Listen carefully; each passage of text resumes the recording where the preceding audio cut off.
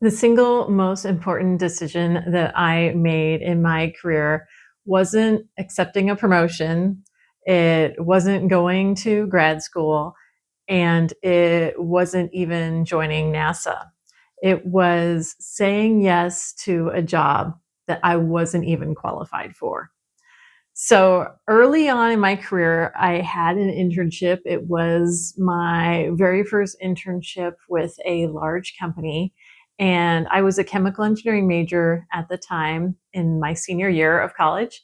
And I was in a cryogenics engineering group, all about making things cold so that things like highly sensitive optics can function. And I was in that group because it's something that's very, popular for chemical engineers. And I was really enjoying the work as an intern. I was enjoying working with the people. I was on a great team. And for the most part, I thought that I was going to continue on. Once I graduated, my goal was to stay with the company and become a full time engineer and join the cryogenics engineering group. But that didn't happen. So, about halfway through my internship, I saw a job position posted, and there was an email that was sent out, and there was also a short paragraph that was physically printed out on a piece of paper and posted to a bulletin board. And that was like back when a lot of advertisements and things were just posted on the community company bulletin board in the hallways and such. And this was for a contamination control engineer. And it was something that I knew nothing about, had no idea what contamination control engineering even was. And so, since I was like, well, I don't know what it is, I'm obviously not qualified, I'm not even going to apply.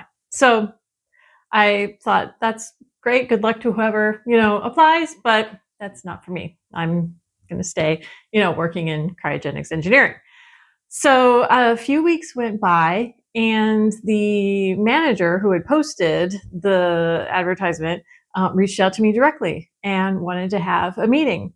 And so I was like, okay, newbie, engineering intern. I was like, I'll happily, talk to somebody more senior than me and see what they want to talk about. And he was the manager of the optical engineering design group. He was a PhD in optics working. And he told me about the position. And he said, the reason I'm reaching out to you is because you have a background in chemical engineering. And this is actually a very good background for the field of contamination control engineering. I was like, okay, but I don't even know what contamination control engineering is. And so he explained to me that it was, especially for optical systems, it was all about making sure things were kept clean, because any speck of dust or any smudge, like, when you smudge your glasses and you can't see as well through them, things like that can really impact the performance of the system and what the optical system is trying to see. And he knew much about this field because his PhD was all about, how particles obscure light from reaching surfaces and scattering them about and things like that.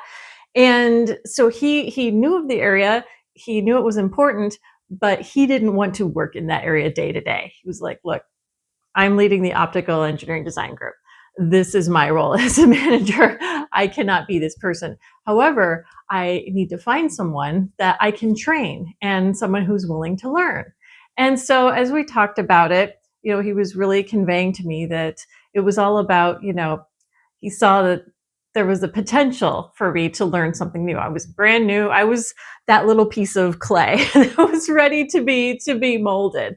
And he was like, I'm willing, to train you, to show you, everything that I know, and for you to take it from there. And he closed with, this is the chance to really be the single person in the company with this new role. You will be the first person in this company working in contamination control engineering.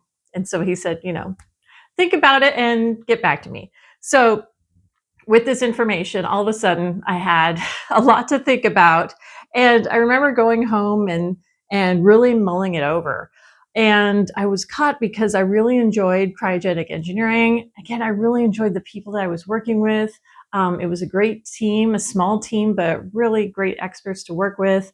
And I could definitely see like, this is what this career path looks like if I go down that path. And then there was the choice given to me of go down this new path, this area that was just proposed to me about contamination control engineering. And something that's completely new to me and actually new to the company. And, is this even going to be successful? I don't know. But I do remember thinking it over, and the thought that kept coming up in my mind was, this is a chance to really stand out in this company.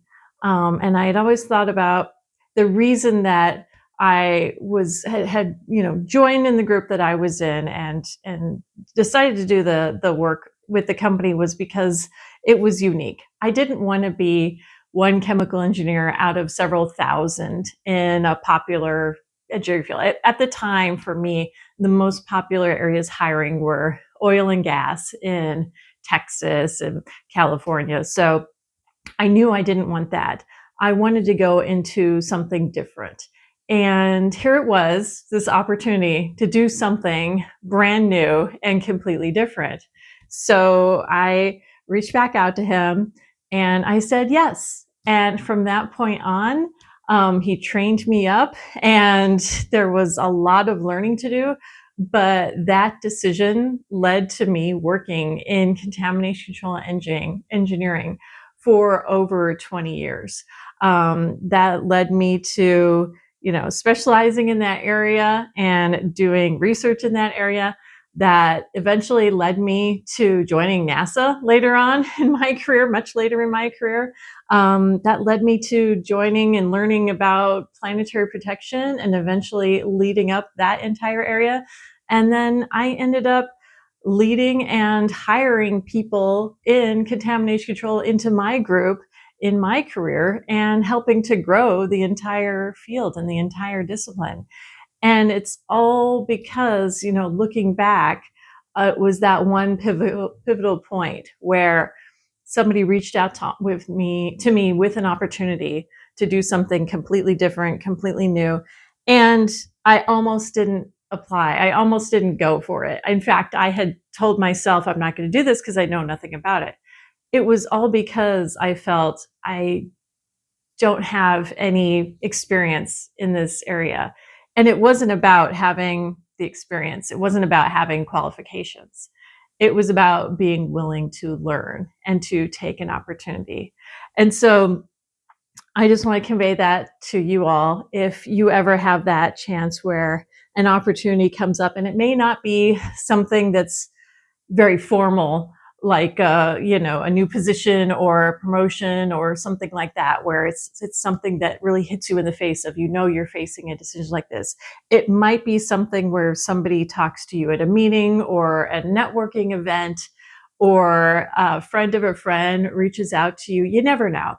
But it could be something small that presents itself as an opportunity. And it's really those things that, is there an opportunity to do something new, to learn, to go in a completely new direction? Those kinds of things can really lead to amazing changes in your career if you allow it. So my lesson for you all is to just keep your options open, keep looking for those opportunities. You never know where they may come up, and taking these opportunities may send your career in a whole new direction. And it might be something like, for me, you don't even know what the whole career field may look like.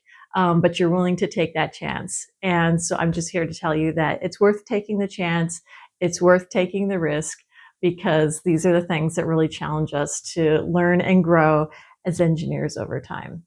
So let me know if you've ever faced a kind of career pivotal fork of the road, a career decision where you could have gone, different ways, and you had to make a decision and it led to something completely different that you had no clue at the time that you would be going down that path. Or if you're currently thinking about, making a completely different career change, let me know. Happy to continue this conversation. With that, I will thank you, and I will see you in the next one.